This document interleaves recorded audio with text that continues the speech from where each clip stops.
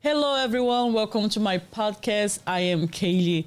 Today we have amazing people here. One couple, beautiful basketball family.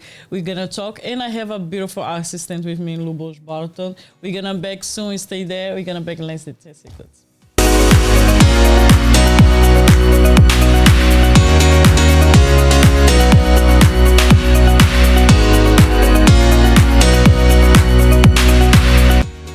Welcome back. Like I say, we have a special guest. Dolores, it's good to see you back here. Great to be here. Thank you for having me. Well, it's a very different your voice in English because you used to speak in Spanish. I speak whatever I have to. And your husband, amazing. Thank you so much for your time and for being here. I really appreciate Audie Norris. Thank you for having me.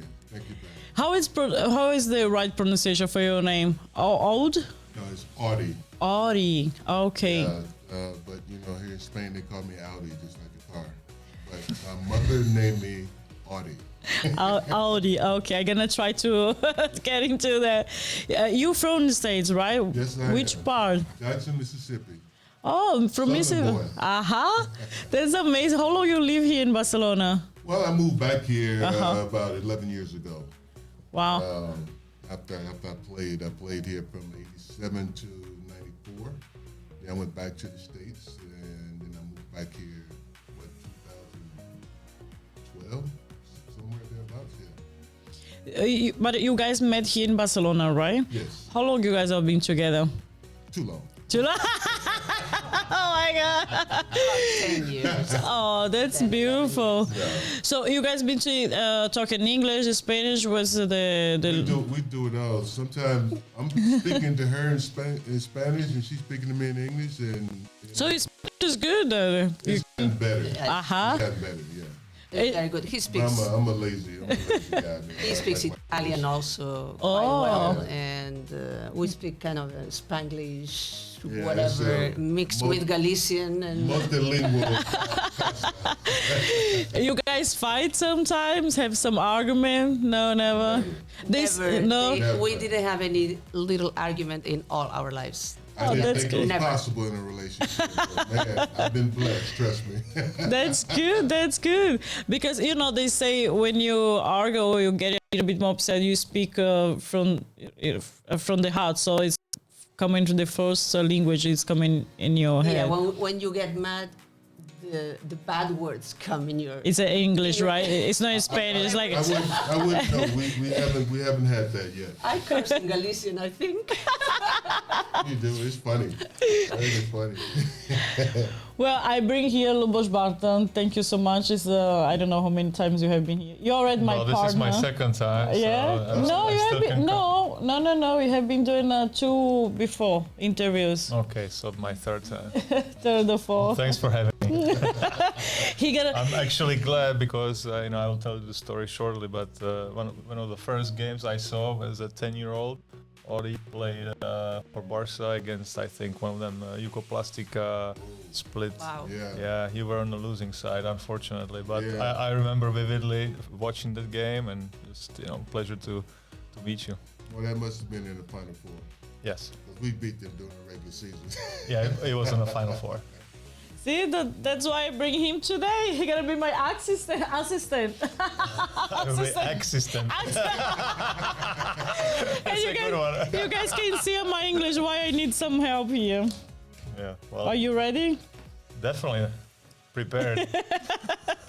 So we're talking about basketball. You guys is inside of the basketball too. How it's living and couple inside in basketball, travel. You have kids. Do we have kids? Yeah. No kids. No kids. So it's much more easy go I have around. kids from my previous marriage, but no, we don't have. Yeah, I met your girl. She's beautiful. Yeah. Amazing. Yeah. So I mean, basketball is been my life. It's been her life too. With her father being one of the founders of the ACB team over at Oyo. Yeah, so it's been easy for us. It's always nice to have a partner that support each other. Yeah, and they understands basketball, especially when it's been a big part of my life. Dolores, do you understand the technique that when it's fouled or when something happen? I was a player myself. Really? Ah. I played basketball. Before that, I was the godmother of the Obradoiro. Uh-huh. So I was all my life involved with basketball. I was a player myself, and then I also became a FIBA agent. Uh-huh. So yes, I understand basketball. So you guys must be talking a lot about basketball at home. Not really. No? No. No, I mean he watches more basketball than I do. I'm busy doing other things, but I go with him to the games here. He travels a lot with the team, so I don't go with him. Mm-hmm. But I understand the times, and I understand, I'm not What is necessary. on top of him just complaining or whatever. No, I know he has the time on the weekends with the team, so I totally understand the basketball world, and I think maybe it's one of our good things that we can understand each other, so we don't argue for anything. Almost. No, for anything. Absolutely nothing. Now you're working with Football Club Barcelona, right? Yes, I'm the ambassador for the club. This is going to my second year with Barca. It's great to be back at home. When I came back here 11 years ago, 10 years ago. Right? You play for them. No. When I moved back to Spain, okay. that was one of my goals was to come back and work for the club in some capacity. Uh-huh. So when Laporta won the election this time, it made it possible for me to come back and work for the club. That's amazing. You just not putting the name of Barca there, but you put in your reputation too, right? For help them to bring more kids, show the next generation how everything's possible. Right. I mean, it's great because Laporta is Vision. Uh-huh. Because he knows that associated with my name is associated with Barca. Everywhere I go, it's Barca. Even when I was coaching in Sevilla, I mean, they identified me. They wanted me to sign my autograph as Barca, not as a coach for Sevilla. So I've been tied to Barca ever since I played here. So you have been player, coach too? Coach, but not at Barca. Uh-huh. How long you have been being as a coach? I coached 1 year. Didn't get it too long. Hey, I tell you, it was an experience for me. I've had a lot of health issues, not health issues, but physical issues with my knees, my back, my shoulders. I mean, it was, and I'm a hands-on type coach when I'm coaching. I like to mix it up with the players and show them exactly how they need to make a move or do a move or whatever. And, man, it's taxing on the body. For me, that's when I decided I didn't want to be a coach anymore because, man, coaching, training these guys like Kristaps Porzingis, Billy Hernandez Gomez, Andre Balvin, and Oriola, physically in there with them, man, they broke me down. I'm like, I can't see myself doing this for 10, 15 years, man. This is a young man's game, and I'm not that. But I enjoyed motivation. Man, take them damn phones away. That's a different era for me. I mean, even in pro games I've seen, I'm not going to talk about what teams or whatever, but I've been in locker rooms. And immediately after the game, got players on the phone. I've seen players on the phone at halftime in the locker room. I'm like, this don't make sense to me. I mean, you want to talk to after you getting your ass kicked on the floor, why you got your phone out? It's a problem, but it's what it is, and some coaches admit it, and some coaches don't. But it's crazy. The phone has been a big. what should I say, the big problem for a lot of young people. Yeah, I would add. Some guys, I'm pretty sure you've seen some guys. Yeah, I would add to that because I've been, past many years I've been dealing with especially young players and like Dolores said, you have to educate them. You have to educate them what they put on the social media, who they talk to, how much they spend time on it. It's a distraction. It's a distraction for all older people, adults like myself. I'm also sometimes I like, okay, what am I doing? I just wasted 10 minutes, 15 minutes here because I'm just flipping through pictures that I don't know. It's just waste of time, really. But it's a distraction, and I think if we want to get the kids not only playing basketball but anything really, that doesn't have to be on sport. It can be piano or whatever. So these distractions, if they can kind of, to me, the passion is disappearing. Like, it's very hard to find every time a little bit more to find a player or a kid who is 15 years old and truly has a passion about something, and is, we don't need 15-year-olds going like this, okay, with one thing, but we have kids that. This, just like the internet, just like the Instagram, just flipping through the stories. They have too much access. Too much access, too much information, misinformation, and I think the education now lately has been on this. Like, okay, the phone is not going anywhere; it's gonna stay here, and maybe worse. But we have to educate everybody about how to use it. There is time for everything, so they can spend some time.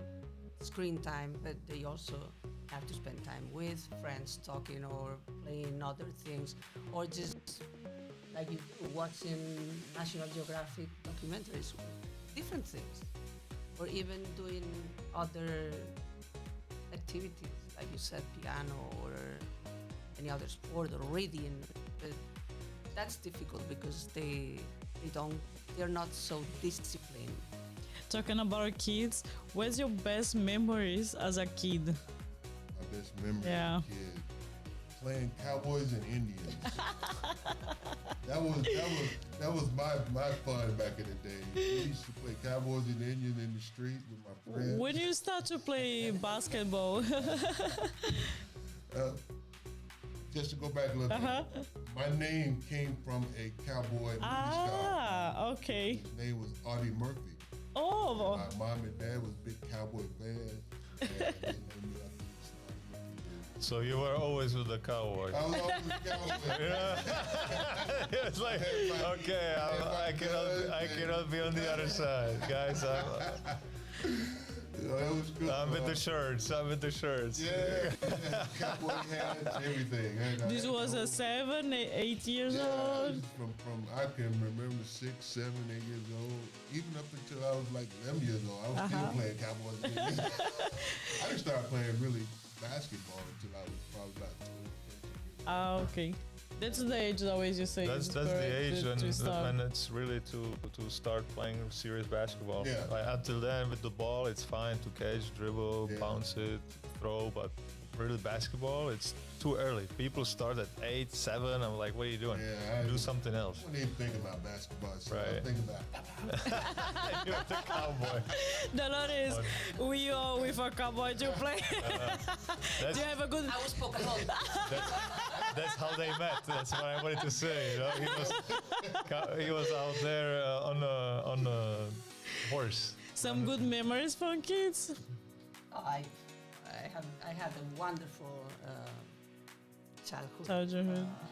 I was born in Santiago, and when I was 2 years old, we moved to a little town in Cuenca, where my 2 brothers were born there, and we lived in a castle. This is north of Galicia in Spain. No, Cuenca is in the center of the Spain, center. near Okay. Madrid, that area. And then we went back to Santiago and continued our life there until I was 14. Then we moved to the Canary Islands.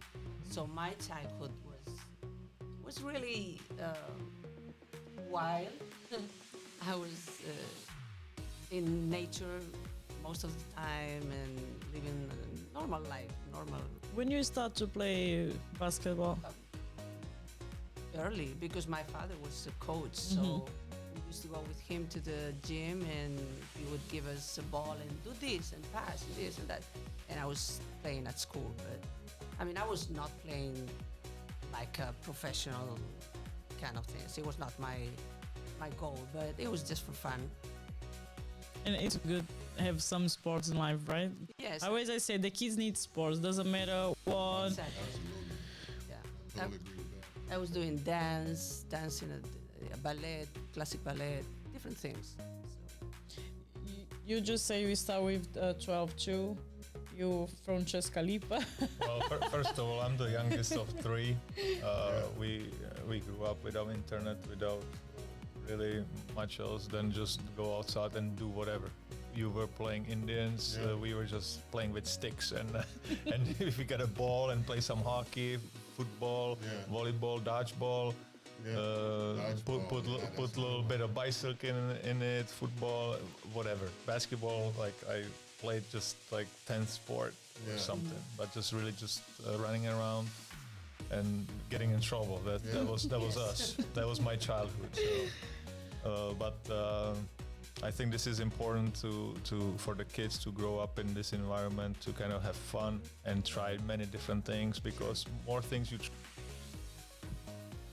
See, you weren't listening, so you got to get out. And I see that in a lot of the huddles on TV. I watch the huddles when the teams at halftime. I watch the players. I try to see who's paying attention to the instructions, and then when they go out on the court, they miss the assignment, and I see the coach going crazy on the sideline. Listen, you're not tuned in. So my passion was from my coaches, from my brother, from listening, and just wanted to be. I want to add something, and you agree with this? I agree with everything you say. That would be another one. It's like how it's possible you guys don't argue. That's I think past podcast. I think kids, people in general, they need motivators. They need leaders. And we have the perfect example in our camps. Yeah. We have a kid that started with us named David Mejia. And he is so full of passion that his passion is contagious. So whenever he was in the court, all the group trained like crazy, amazing. When he wouldn't be there, they would be terrible. So we call him El Efecto Mejia, the Mejia effect. And it was such a difference when he was leading the group and he was not there. And I think right now, and we talk about this sometimes in the teams now in ACB, we are missing leaders. We need leaders. Absolutely. With that passion inside. When the passion is so big, everybody around you get that passion, get that energy.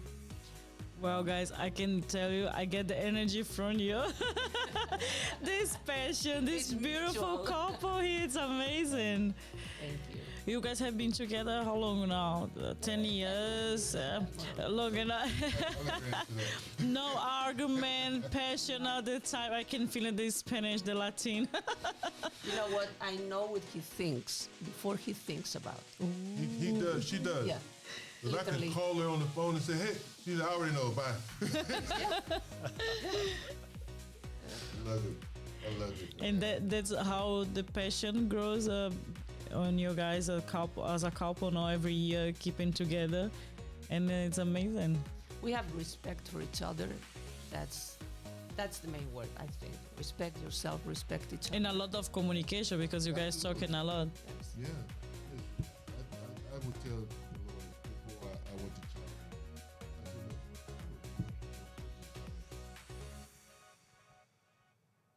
look, guess who found me a job in China?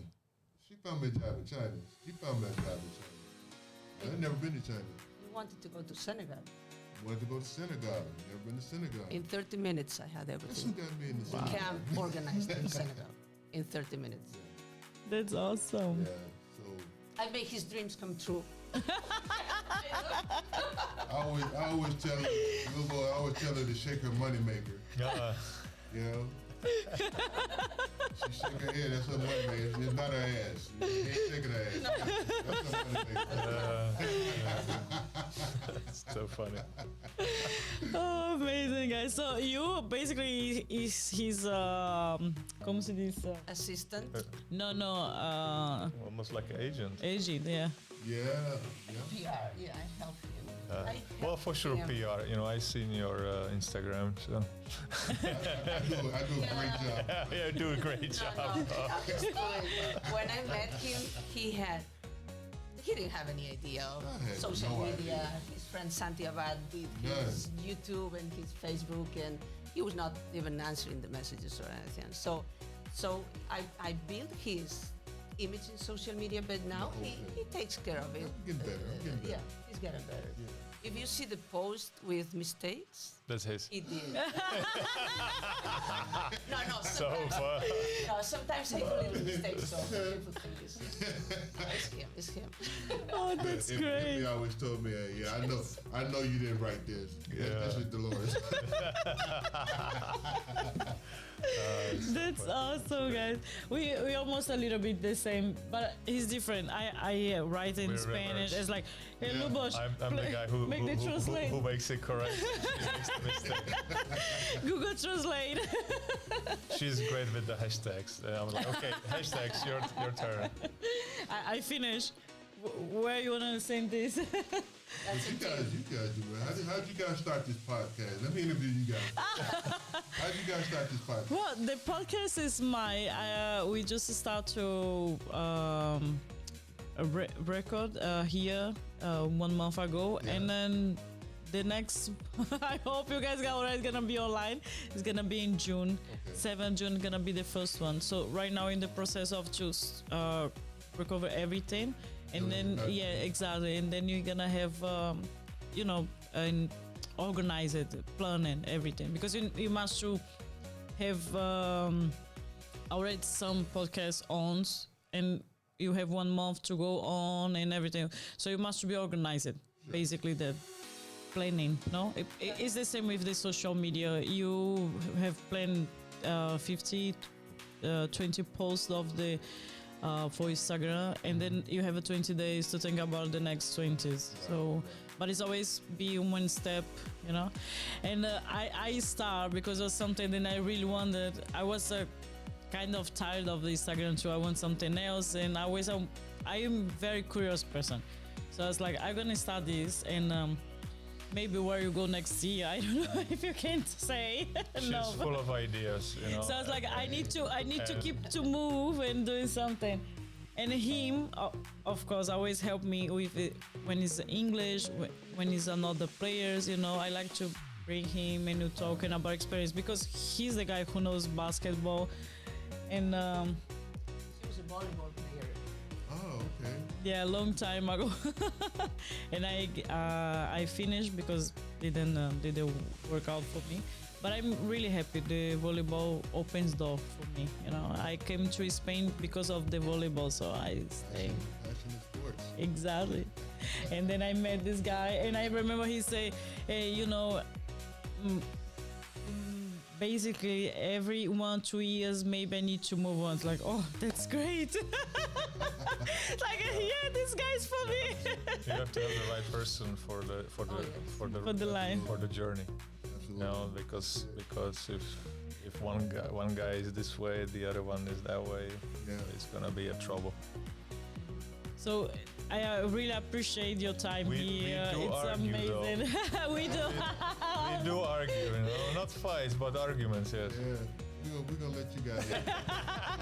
Yeah, we already had some little like addiction. I'm not. Was kind of polite. Yeah, Was polite. Always polite. Well, thank you. Thank you so inviting much, us, yeah. and we wish you success with the podcast going forward. Thank you. Thank you again to be here. It's a beautiful, passionate couple. No, we have learned a lot to hear from you guys. No argument, no fight. Yeah, Communication. Keep it that way. Never thought it was possible in a relationship. I'm so happy, I tell you. Hey guys, you just watch an episode here from the basketball world. I hope you guys enjoy it, and I cannot wait to see you in the next one. See you soon. Bye.